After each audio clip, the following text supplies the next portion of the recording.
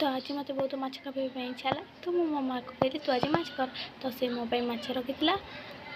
तो ताकू एबे से भाजवाई अच्छी तो तेल पड़ा तो ये तेल आमर गरम होता तो माछ ए छाड़ा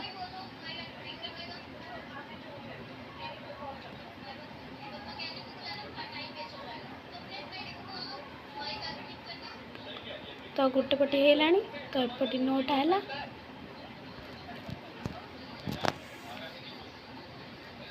तो मत जोर भी भोक लगे तो से गोटे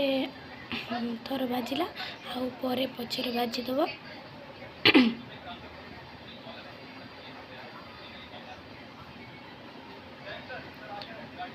तो हलदी पड़ा तेल रे पियाज पेस्ट अदा रसुण पेस्ट पड़ो